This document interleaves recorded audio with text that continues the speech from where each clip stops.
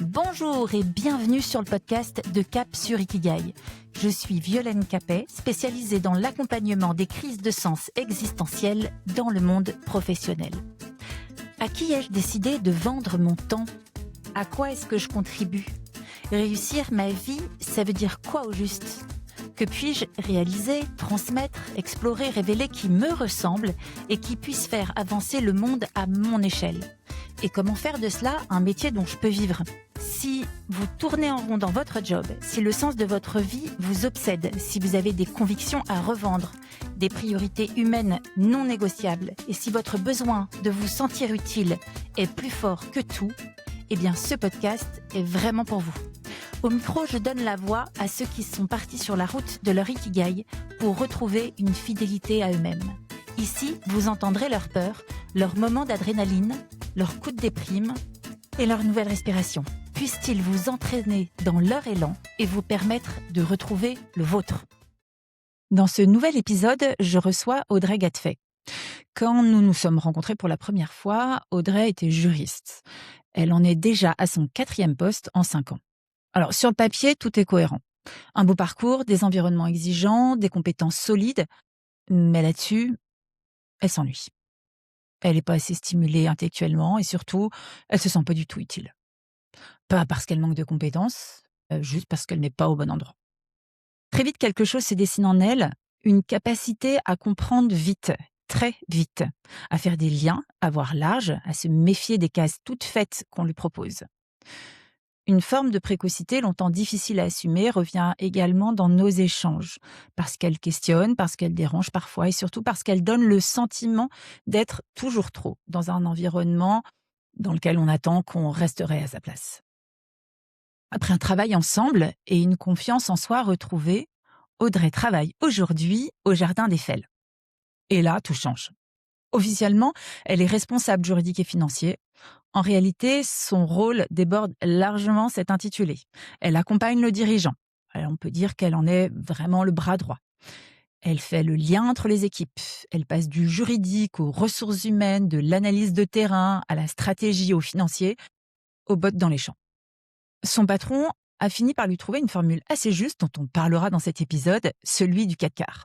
Dans cet épisode, donc, nous parlons d'ennuis professionnels invisibles, de besoins d'utilité, de légitimité quand on est jeune et qu'on voit déjà loin. On parle de ces profils qui ont besoin d'un grand terrain de jeu pour penser, proposer, relier, créer. On parle aussi de confiance, d'assertivité, de place. Et de ce moment très particulier où l'on comprend que le problème, il était évidemment pas en soi, mais dans l'endroit, à l'endroit dans lequel on essayait de se faire une place, de s'épanouir, de se rendre utile. C'est un épisode sur le travail, mais surtout sur ce que ça change intérieurement quand on respire enfin à la bonne place. Et bonjour Audrey, merci d'être là en ce week-end de cabane en fête. Alors on entend les bandasses, on entend c'est très très bruyant en fait dans le studio aujourd'hui, voilà. Est-ce que tu peux nous raconter, question qui n'est pas du tout surprise, où tu en étais quand on s'est rencontrés pour la première fois ? Alors c'était à peu près il y a 2 ans, un peu plus de 2 ans. J'en étais où? J'étais juriste, j'en étais à mon 4e poste en 5 ans et je m'ennuyais. J'étais pas assez, stimulée intellectuellement et surtout, par par-dessus tout, je me sentais pas utile et c'est vraiment ça sur lequel, je bloquais à ce moment-là et je cherchais, à changer d'environnement professionnel. J'en étais là et j'écoutais un de tes podcasts. Mais c'était marrant, c'était toi qui étais interviewée. C'était moi. Et tu décrivais, ton parcours, ce que tu pensais, ce que tu ressentais et je me suis beaucoup reconnue et c'est comme ça que je t'ai contactée. Comme ça qu'on a commencé. Voilà. Je me souviens bien. Est-ce que tu peux donner pour nos auditoristes quelques... alors voilà, on n'est pas là pour parler et dénoncer quoi que ce soit, on est bien d'accord, mais pour parler de ton ennui, parce qu'en fait, certains s'ennuient parce qu'ils n'ont pas grand-chose à faire ou parce qu'ils ont des choses barbantes à faire, des tâches répétitives, des tâches sur lesquelles on ne sent pas qu'il y a une véritable valeur ajoutée. Toi, aux yeux des autres, avais un poste, tu avais une mission, il se passait des choses. Comment est-ce que tu peux essayer de dire que ça n'était une forme de couverture finalement, et comment est-ce que tu vivais les choses, et pourquoi tu étais aussi à la fois dans l'ennui mais aussi coincé dans ta possibilité de devenir utile, d'apporter ton savoir, et Dieu, parce que Dieu sait que tu l'avais cette énergie-là et que tu étais empêché là-dedans. Est-ce que tu peux voilà, en parler un tout petit peu d'une manière plus précise pour qu'on comprenne ce qui était en œuvre, parce que c'est assez intéressant pour la suite. Alors, il y a eu un poste où vraiment je me suis, pour le coup, vraiment ennuyée. C'est que je n'avais pas assez de charge de travail, c'était pas suffisant. Ça, c'est une chose. Et après, dans plusieurs postes, j'étais en force, enfin, j'essayais de proposer des évolutions. Alors, ça a augmenté la charge de travail pour moi, mais je m'en fichais. C'était plus de développer des idées, qui pouvaient être intéressantes pour les personnes qu'on accompagnait dans les cabinets. Ou et en fait, je pense c'était des structures déjà bien ficelées, peut-être un peu rigides, et qui n'avaient pas forcément, à cœur de rentrer dans ce genre d'évolution. Donc j'étais pas à ma place, dans le sens où c'était pas forcément, ils recherchaient pas ça. J'étais pas au bon endroit pour proposer, ce que j'avais envie d'apporter. Oui, j'étais jury, je rédigeais des actes, mais en fait, ce qui me manquait, c'était le côté, relations humaines. On rédige un acte, on rédige un bout de papier, mais c'est derrière la stratégie pour une entreprise, le côté humain, finalement, qui se cache derrière le papier. Et c'était peut-être ça qui me manquait et que j'arrivais pas forcément à proposer, dans mes anciens postes. J'ajoute que, parce que ça tu ne le diras peut-être pas parce que tu es assez humble, mais je pense que ta force de travail et ton envie de faire les choses pouvaient faire peur aussi, malgré le fait que tu n'es pas du tout quelqu'un de voilà, qui extrapole, voilà. Mais je pense que ça devait se sentir que tu en avais sous le pied, et c'est vrai que dans certaines structures extrêmement, je dirais cadenassé, ou en tout cas où la hiérarchisation des personnes et des tâches sont clairement établies, oui, voilà, c'est difficile de trouver sa place, voire impossible. Donc on était vraiment dans un endroit où il y avait aucune issue, pas de possibilité, parce que de toute façon tu les avais toutes déjà essayées et on était arrivés au même endroit. Hem Est-ce que tu peux nous dire, aujourd'hui, où tu en es? Quel chemin tu as parcouru? Qu'est-ce que tu fais? OK. Alors, je vais dire la même chose que je dis d'habitude. Sur le papier, je suis responsable juridique et financier, mais quand je me décris, bah, je fais un peu de tout. Mon poste s'arrête pas vraiment à cet intitulé-là, et c'est ce qui me plaît. C'est que je suis dans, on va dire, un poste d'accompagnement du dirigeant, sur plein de points de vue, et c'est ça qui me correspond. Le juridique, ça me suffisait pas, et c'était une autre dimension qu'il me fallait. Aujourd'hui, c'est un poste transversal. Je fais de tout. Du juridique, du financier, de l'administratif, du RH, de l'analyse plutôt, commerciale, et c'est ça qui me plaît, c'est que j'apprends en permanence, c'est ce qu'il me fallait, première chose. Et je suis en interaction aussi avec tous les membres de l'entreprise, et ce qui me permet d'avoir le point de vue, la connaissance de chacun, son interprétation des choses. Et des fois, le simple problème, c'est que les interactions entre différentes personnes ne fonctionnent pas. Et que moi, je suis un peu là pour faire le lien, imbriquer les choses, reconnecter, créer la bonne interaction, parce que des fois, c'est juste une incompréhension entre les gens, alors qu'ils ont tous les 2 raison, mais ils ne se comprennent pas. Et donc j'essaye de jouer ça, de recoller les pièces du puzzle, on va dire. Et c'est ça qui me plaît. Et dans la deuxième dimension, c'est la partie accompagnement purement du dirigeant avec la prise de décision. Ça c'est hyper intéressant.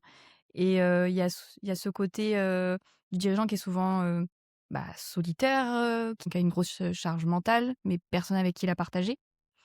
Et c'est aussi ça qui peut créer des incompréhensions dans une entreprise, parce qu'à certains stades, niveaux dans l'entreprise, on n'a pas les mêmes points de vue.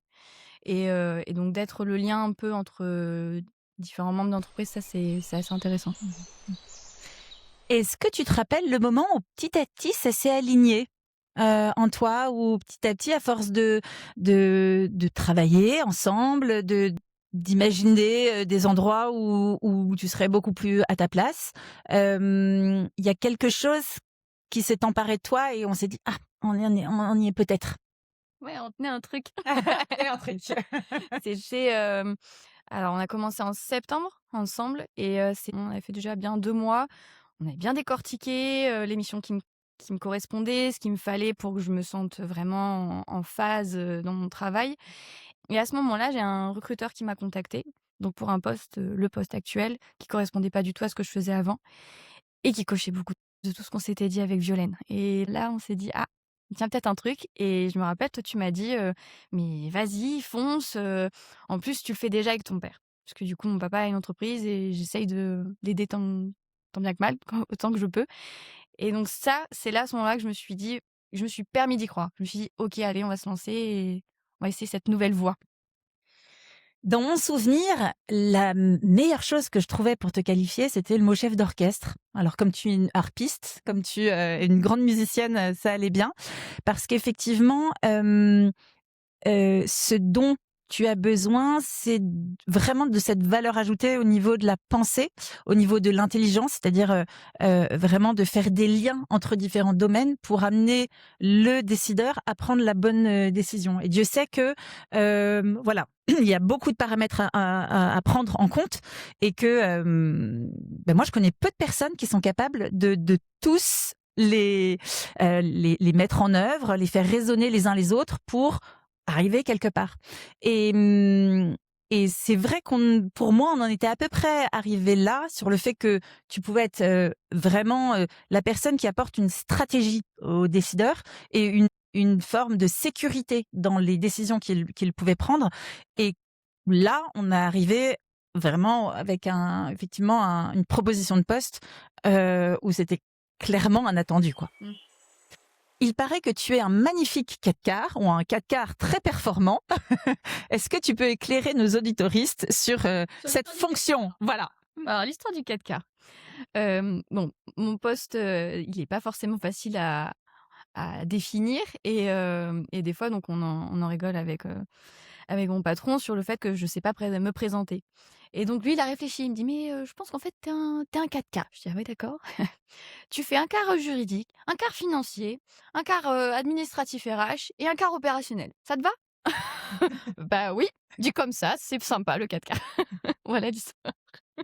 Et ce qui est très intéressant, c'est qu'on en revient toujours à cette histoire d'identité et de place et de ronds qu'on essaye de faire entrer dans des carrés ou des carrés qu'on essaye de faire entrer dans des ronds, ou etc., etc. Finalement, c'est resté assez mouvant cette place, mais tu l'habites complètement différemment.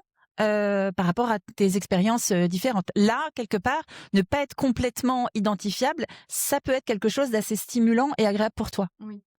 C'est un atout dans le sens où j'ai pas de limites, j'ai pas de restrictions, et j'avance là où finalement je suis le mieux, le plus adapté, où je peux apporter mon aide ou voilà. Ça c'est une vraie chance pour le coup, oui.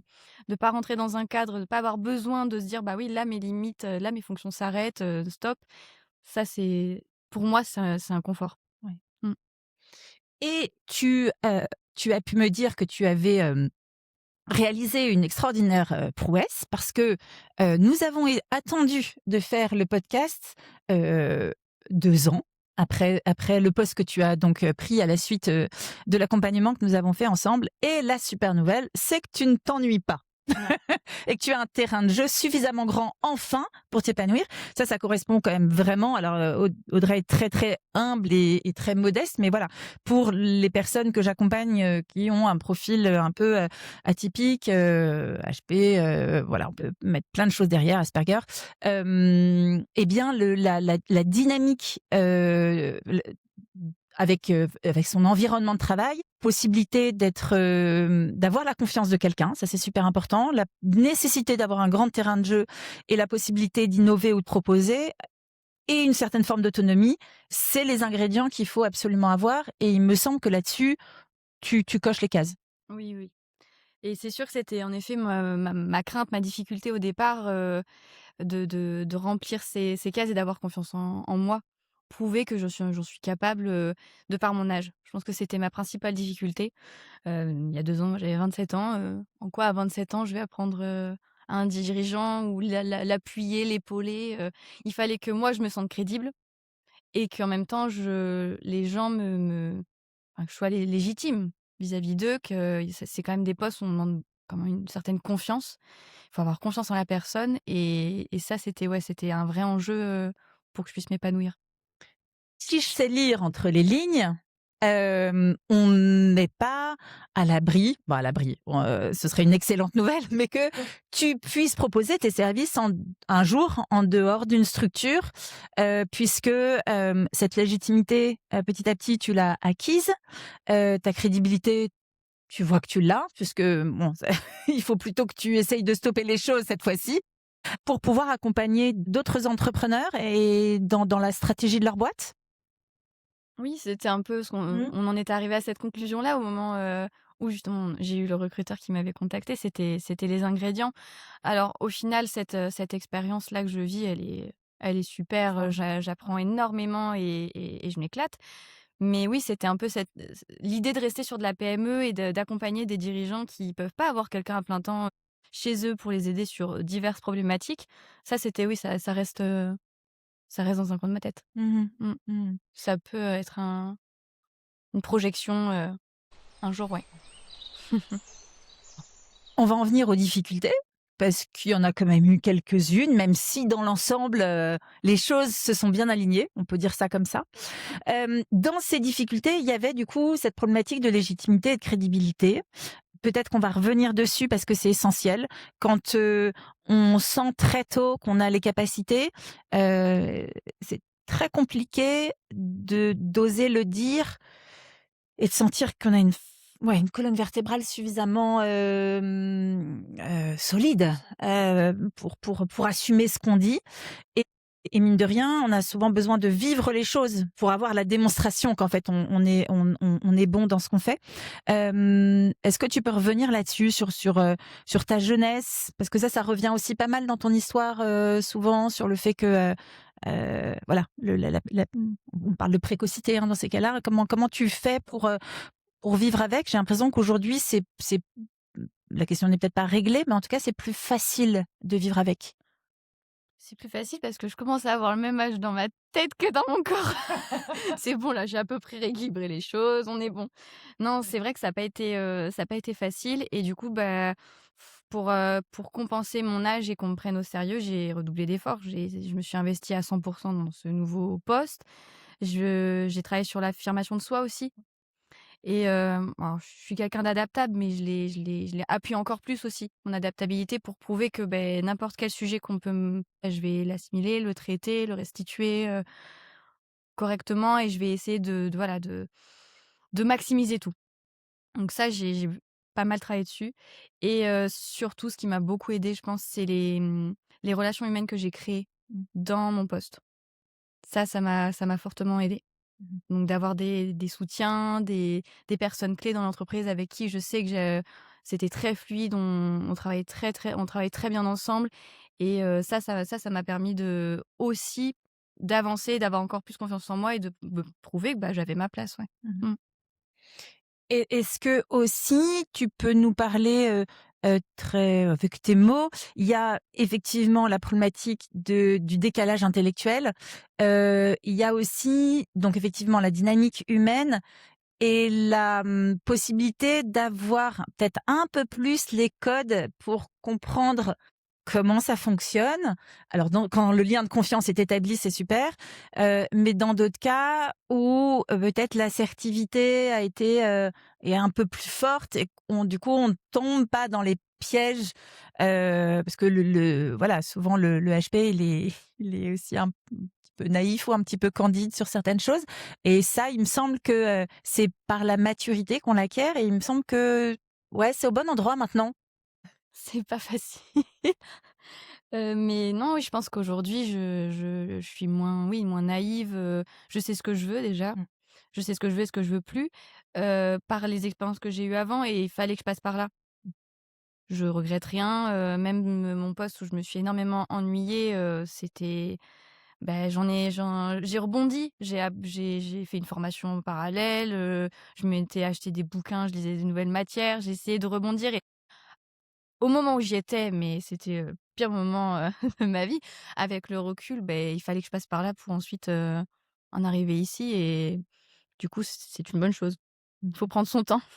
Ça, on le répète souvent ici, qu'effectivement le temps fait beaucoup. Sur ta manière d'avoir grandi sur un plan humain, alors une colonne vertébrale plus vertébrée, plus là, une manière de savoir décoder, de savoir dire non, de savoir t'affirmer, savoir se se situer sans se faire envahir par parce que c'est ça aussi, hein, l'éponge émotionnelle qu'on est souvent. Ça peut intéresser nos auditeuristes, je veux bien t'entendre là-dessus. Alors oui, savoir dire non, c'était un de mes plus gros problèmes au début, hein. Je disais oui et alors c'était pour engranger du travail à l'époque, Mmh. je disais jamais non. Là, c'est plus pour, dans la partie affirmation. J'ai beaucoup travaillé sur ça. Au début, voilà, j'étais la gentille petite fille, quoi. Je suis arrivée, toute douce, toute calme. Maintenant, bah, il faut que je montre aussi, que qu'il y a des limites, que c'est pas voilà, on peut me demander des choses, mais il y a une certaine, il y a on va pas me pousser à bout. Donc j'essaye d'avoir cette posture-là. Je suis aidée quand même par le dirigeant hem, qui est moderne dans sa façon de penser parce que me laisser cette largesse, à mon âge et en tant que femme, c'est quand même, je pense pas dans toutes les entreprises. Donc pour le coup, c'est un vrai atout. Voilà. C'est déjà beaucoup, merci. Effectivement, c'est pas un petit sujet que le fait d'avoir un poste on a un peu tout voir, on va pas l'appeler comme ça, dans une entreprise et comment on a envie heu, à la fois d'exister parce que c'est une nécessité, mais de pas forcément prendre voilà, les vieux travers masculins pour pouvoir faire autorité quand il y a besoin ou développer une coopération entre personnes, quoi, hein. C'est vrai que c'est quand même un sujet que je connais un peu parce que j'étais aussi Mais oui.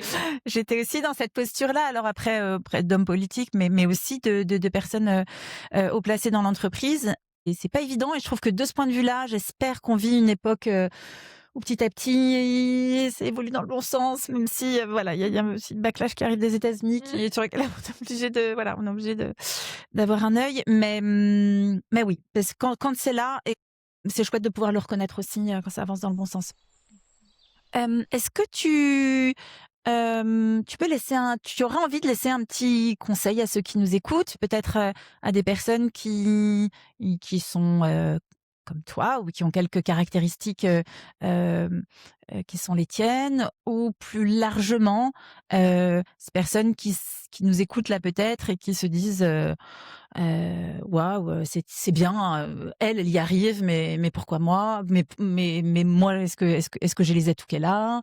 Heu, Qu'est-ce qui a fait que, au moment où on se posait, je pense, la bonne question, il y a eu cette possibilité d'expérimenter comme dans un laboratoire, ce que tu étais vraiment capable de faire pour te dire: «Mais si, en fait, c'est là». C'est pas facile, hein. Ça c'est il y a eu je pense des étoiles alignées à ce moment-là et ça s'explique pas. Peut-être que parce que peut-être que j'étais en capacité aussi de l'accepter. Ça arrive au bon moment, mais ouais, il y a peut-être un peu de ça. Après un conseil, je prétends pas donner des conseils, encore une fois du haut de mes 29 ans maintenant, je donnerai pas de conseils, mais quelque chose moi qui me permet qui me rebooste et qui me redonne confiance en moi ou qui me permet d'aller plus loin quand on aurait envie d'être démoralisé, je pense qu'il faut avoir des moteurs dans la vie. On peut en avoir un à un certain moment, ce sera peut-être pas le même plus tard, on peut en avoir plusieurs et je pense que c'est sur ça qu'il faut se reposer.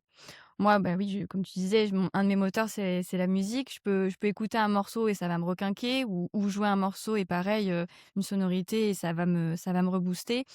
Ou alors, ça peut être, toujours dans le lien humain, une personne, vous l'appelez, elle vous permet de vous rebooster, vous allez déplacer des montagnes, c'est bon, vous êtes à fond et je pense que c'est ça qu'il faut. C'est avoir, faut pas être tout seul déjà, première chose et il faut avoir des envies, des choses en dehors du travail qui nous nourrissent.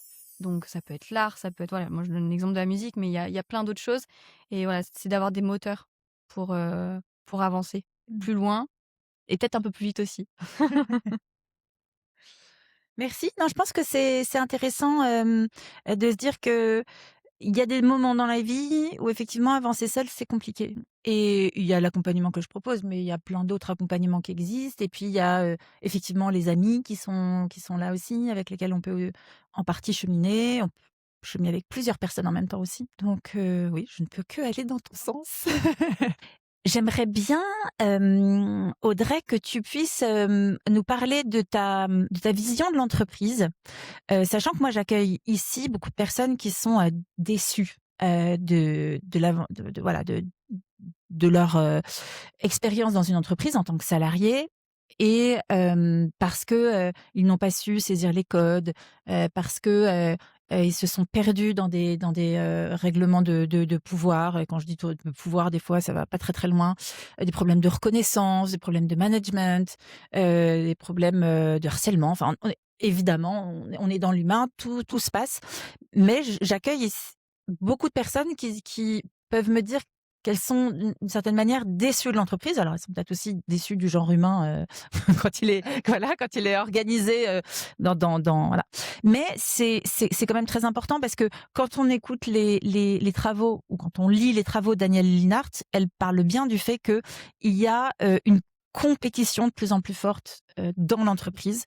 Les contrats de travail sont individuels, on ne sait pas forcément qui fait quoi, qui est payé combien, et cetera, et cetera. Et donc ça dresse pas mal les salariés les uns contre les autres. Alors cette compétition, elle est feutrée, évidemment, on ne la ressent pas, toujours très fortement, mais disons que ceux qui ont été blessés par l'entreprise la ressentent vraiment, profondément. Nous, on avait, imaginé, et encore une fois, c'est encore à l'œuvre, c'est encore un projet que tu pouvait créer une structure pour accompagner différents chefs d'entreprise à prendre les bonnes décisions de manière stratégique.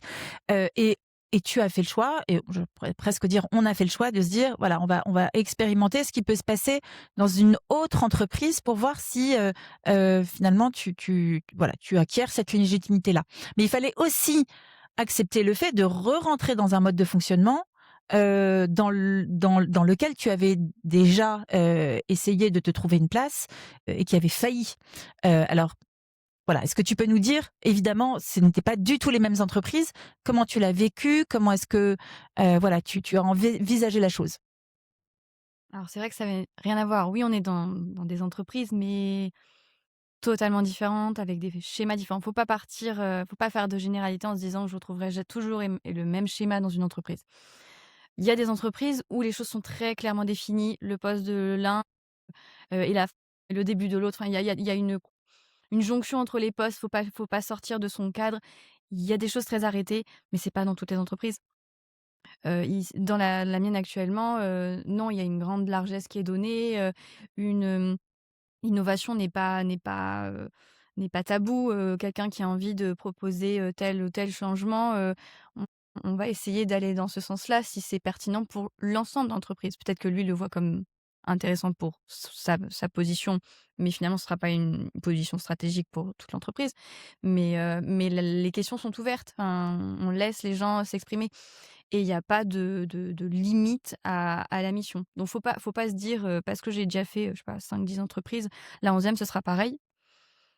Non, peut-être que ce sera différent et faut trouver la bonne par contre. Faut pas s'arrêter, aux expériences passées. Ça peut freiner, je peux comprendre, mais faut laisser sa chance, on a quand même un tissu entrepreneurial en France qui est assez impressionnant et assez énorme. Faut pas se dire qu'on trouvera le même schéma, ailleurs. Si tu devais les classer pour donner un petit peu ton avis par rapport à des structures donc très anglo-saxonnes ou des sociétés plus familiales, ou est-ce que c'est des arguments pour toi qui sont importants en tant que tels, ou on en revient toujours à la même chose, à l'humain et aux personnes qui sont en charge de diriger l'entreprise? Alors les entreprises à taille humaine, sont toujours plus épanouissantes de mon point de vue, dans le sens où on ne mettra pas une étiquette à la personne plutôt que des entreprises déjà, avec une certaine taille où forcément c'est nécessaire pour passer ce gap d'augmentation du nombre de salariés, de conditionner les gens. C'est évident, sinon ça devient en effet l'anarchie. Mais à une taille assez intermédiaire, les entreprises peuvent se le permettre, de laisser une latitude à leurs collaborateurs. Ça fonctionne sur la confiance, hein, on va pas se mentir, mais c'est aussi en cercle restreint qu'on peut avoir cette confiance et laisser cette, possibilité-là aux gens de dessiner leur poste un peu. Mmh. Ouais. Mmh. Et j'ajouterais peut-être un petit truc aussi, les entreprises de l'économie sociale et solidaire, on peut penser quand même qu'il y a une certaine forme d'ouverture, d'ouverture en tout cas, de conscience de l'humain, là où des entreprises qui sont, bon voilà, gouvernées par un conseil d'administration qui est complètement en dehors de la problématique, concrète, des productions, et on est dans quelque chose qui est, plus dangereux parce que directement déconnecté, oui, déconnecté de la production, déconnecté du terrain. Est-ce que pour donner une idée du 4 quarts géant que tu es, tu peux essayer de nous parler d'une journée type où tu vas faire plein de choses différentes et apporter ton aide à des endroits qui sont quand même bien stratégiques. Alors je te prends un peu au dépourvu, hein, je le dis, c'est c'est quelque chose qui pourrait se réfléchir un peu, mais voilà, j'aurais envie de t'entendre là-dessus. OK. Journée type. Alors déjà, je vais avoir des journées type, nous c'est une entreprise agricole dans laquelle je suis et donc on a la saisonnalité qui joue beaucoup. Donc je vais pas avoir une même journée type, en mars qu'une même journée type en août. Ouais. Déjà, il y a un peu de ça, donc ça dynamise, c'est sympa. Non, une journée type en ce moment, je commence par, faire un tour à la station, dans l'usine de conditionnement. Je vais voir les différents ateliers, je vais voir, chaque, chef d'équipe. J'ai toujours un petit mot, je vais discuter, 1 minute ou 2 avec eux, faire le point, voir si tout va bien, s'il y a des problématiques, de personnel ou de technique, voilà, je fais le tour. Je récupère en même temps, les informations, les données de production que je vais ensuite, analyser. Donc il y a cette partie, derrière analyse. Ensuite, je vais avoir, des des problématiques pour, gérer nos saisonniers, par exemple. Donc je vais travailler avec ma collègue sur ça. Ça, c'est un sujet où on ne s'ennuie jamais.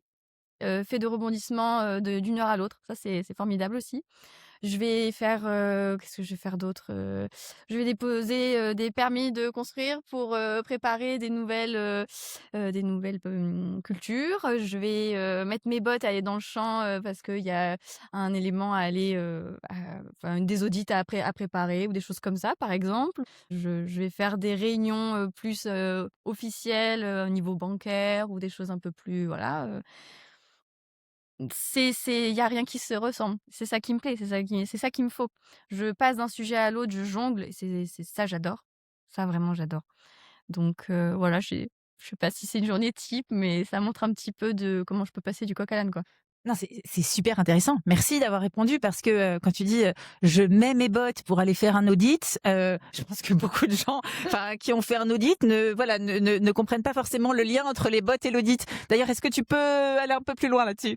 Mais du coup, on a des audits, qualité, donc je travaille avec, une de mes collègues sur ça et en effet, on peut être amené à aller faire des audits, qualité champ, vraiment sur le produit, sur le fruit. Il y a des réglementations à respecter et donc voilà, je vais passer voir, par exemple, mes collègues pour, préparer, les affichages réglementaires, vérifier qu'on est bon, il faut faire attention au stock de produits, des choses comme ça. Donc il y a tout un travail en amont, des fois aussi, faut les accompagner, c'est pas la partie paperasse, c'est nous. Eux, ils sont dans le champ, ils gèrent déjà toute la production, on va pas leur en rajouter donc il y a cette partie terrain, oui. Et durant l'été, du coup, où c'est plus intense, comment ça se passe? Tu as des horaires beaucoup plus élargis ou c'est une période qu'on sait plus fatigante parce qu'il y a tous les saisonniers, dont il faut s'occuper? Oui, c'est le gros rush de l'année. Plage horaire, il y en a pas vraiment. Mmh. On s'arrête quand il faut s'arrêter. Après moi, c'est quelque chose qui me dérange pas tant que je suis en action, il y a pas de souci et puis on sait aussi que c'est le coup de rush, on accueille, 250-300 saisonniers, ça se fait pas en un claquement de doigts, c'est du travail, c'est des imprévus, beaucoup d'imprévus et il faut savoir réagir, rebondir, être réactif donc oui, c'est le cœur de la saison. On a aussi un gros cœur de saison, c'est qu'on fait aussi des fruits, d'hiver, des marrons, en fait. Mmh. Donc sur octobre, c'est pareil, c'est une grosse période de rush. Ou pas pareil, tiens, dans mes journées, pas type, je fais l'achat auprès des producteurs de marrons, le soir, ils arrivent, ils viennent nous vendre leurs palox de marrons et donc je les accueille, on fait on fait les achats ensemble. Donc oui, il y a pas vraiment par contre, c'est un poste où il faut être à 100 il y a pas d'heure de départ.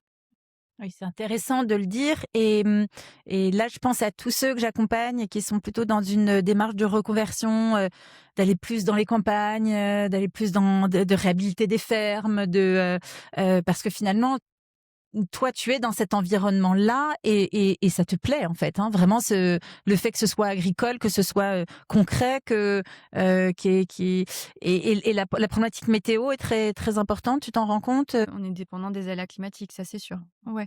Après, on essaye de l'être moins puisqu'on a notamment pas mal de cultures sous serre, donc on se protège, on a des armes. Mais pour autant, oui, c'est pas on peut avoir une chute de récolte parce qu'en effet, il y a eu, de la grêle ou des choses comme ça. Ouais. Après, ça s'anticipe aussi. Il y a des éléments des barrières qu'on peut mettre, en avant et mes collègues, eux, vont être hyper vigilants sur, la météo et pour pouvoir réagir, ouais. Mmh. Et donc c'est vraiment important de t'avoir entendu parce qu'effectivement on voit le côté juridique, comptable, etc. Mais il y a quand même une partie opérationnelle très importante Mmh. et un peu un stress quoi, hein, comme les paysans.